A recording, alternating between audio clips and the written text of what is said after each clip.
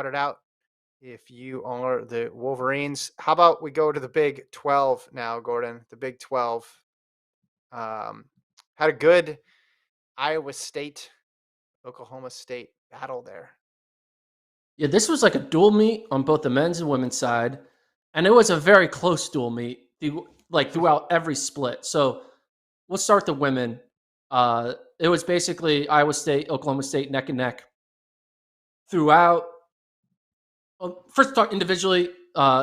Celia McCabe, she ran well after winning Nuttycombe. Goes here, wins Big 12s, kind of doubling down on her establishment in the NCAA as being like, hey, I may be a new face, I may be a new name, but I'm finishing top 10 at NCAAs. Sorry, like I'm now here, and so I think McCabe's going to probably finish at least probably. I wouldn't be surprised if she's top 5 now. I mean, her wins are just growing. But you look again at this score on the put up on the screen: Oklahoma State 35, Iowa State 36. You can't get any closer than that. It's like a dual meet, right? It was just Iowa State, then Oklahoma State, then Oklahoma State, then Iowa State, then Oklahoma State, then Iowa State. It's back and forth. So I was talking to Dave Smith, Oklahoma State head coach, about this women's team. He knows that, there's a big 4 right now on the women's side with New Mexico, Colorado, BYU, and NC State. But I think he said basically, if one of those 4 teams falters, now maybe not NC State, because if they falter, they'll probably still finish 4th. But if one of those teams falters and has a bad day, he thinks their team is in position to kind of steal that 4th place spot. Kind of similar how Michigan State stole a podium spot, right? Teams faltered and Michigan State was just like there and boom, they got it. So Oklahoma State women are going to be that team to maybe potentially steal a podium spot. Back it up with a good win over Iowa State. Iowa State's a good team. They had some good transfers come in. I had Iowa State as a top 20 team, but Oklahoma State had it ranked 11th going into this meet, so they're probably going to stay established in that top 10 range. So yeah, that was that on the women's side. It was Oklahoma State, Iowa State. Both those teams pretty good. They should both make the NCAA championship meet. On the men's side, now this was crazy. So apparently it was very windy out there, according to Johanna Gretschel, who was actually at the meet. I think she's sitting in an airport watching this podcast as we do this, because she was in Stillwater coming home tonight. But it was a battle between Kiptoo and Rodriguez. Kiptoo, Rodriguez kind of were together in the first 2 or 3K, but then Kiptoo was like, I'm going. Rodriguez, I'm not sure if he's let him go or not, but he let him go and kind of stayed back and kind of focused on winning the team battle. In the end, it was worth it to not go with Kiptoo too crazy and then falter and be a 5th place finisher when he should be at least at worst 2nd. But they packed up well, and they packed up well against a good Iowa State team. Iowa State, they won Nuttycombe. Oklahoma State, they ran very well. They went 2, 3, 4, 6, 9, and then their 6 and 7 were 14 and 17. Iowa State also ran extremely well. They went 1, 5, 7, 8, 10.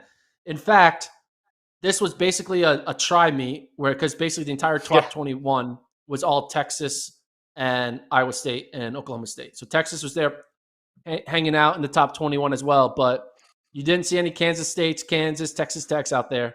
There's a lot of gold and yellow, maroon, red, maroon. I don't know what color Iowa State is. Maroon. That's a maroon. It's a maroon. I think it's a maroon. I think that's fair. Yeah, first non-Oklahoma, Texas, Iowa State. What, 20th, 22nd? Wow. Yeah. Yeah. I mean, it's cool that there's this battle though between these two schools that have been evenly matched over the last couple of years, and you have the 2 individuals up there that make it fun, even though Kiptoo is getting the better of Rodriguez. Yeah, and Oklahoma State, they did not run pre-nat or Nuttycombe. I did get a text from a Big 12 coach, not named Dave Smith, so from a non-Oklahoma State coach, and that coach said Oklahoma State's going to win. Is going to win NCAAs. I won't say who it was, but they saw what they did. That coach was very impressed with what Oklahoma State did against a good Iowa State team. Hmm. I mean, we had them ranked in our top 4, so we Yeah. already know they're going to be a podium contender. It's going to be hard to dethrone, I think, NAU, but more and more now you see they have the bodies that Shea Yeah. They got some Foster kind of guys. returned. They Yeah. they have they don't really have many holes. They don't look like Hmm. there's a cliff after 5, which is going to be important because they're going to need as many bullets as possible to go up against someone like NAU. Oklahoma State, we know they're going to have a good one stick, right? They're going to 1-6 going to be top 5, top 10. The question is, will their 2-3 be finishing top 20 or their 2-3 be finishing top 30? And I think Hmm. that's going to be the difference. Doesn't seem big, like, was that just 10 spots? But I think the way Oklahoma State will win this meet is they need their 2-3 to be in the top 20 and not in the top 30. Top 30 is still incredible, right? Like, I'm Yeah. sure they would be like, I ran well if I ran top 30. But they want to win the meet. They need their 2-3 to be in the top 20, and then their 4-5 to be top 40, right? Obviously, everyone needs their fit to basically be 40th in order to win this meet. And they got a lot of experience. Ryan Smeaton, I think he's like a 6th or 7th year senior. I'm not sure. Maybe he's a 7th year. I think he's a 7th year. He's got that BYU energy. Yeah, I think he's like a 7th year senior because of COVID and red shirt, 6th year, all this stuff. He's got Uh, experience. He's got he's got experience. the That's for sure. experience, Yeah, you he's a know. good runner, and then they got the freshmen and sophomores in there too, who have been running really well for them, and have obviously have that good upside as well too. And then you have the transfer in Foster, who's competed at a really high level. Yeah, there's a lot to like. There's a lot to like for Oklahoma State. I think they've been a bit. I don't want to use this say they've been under the radar because you've ranked them really high before too, but missing out on that big meet weekend probably maybe slipped them out of people's minds. At least some people. To get a comment, I was actually thinking this. I was going to bring it up, but Zaloti Orzel talked about when BYU joins this conference in 2 years, it's going to be nuts, right? Oh, it's gonna be great. It's gonna be Imagine great. this meet with BYU in the results. It's like, Yeah, it would be insane. and then If Connor track, you get Manson Houston in there, there. that'd be crazy. And track, obviously, you're going to have Houston. So, It's I gonna be mean, real take good. out Texas, right? But you add in BYU. BYU is definitely better than Texas at cross country. So, it would Yeah, be, the distance gets way stronger.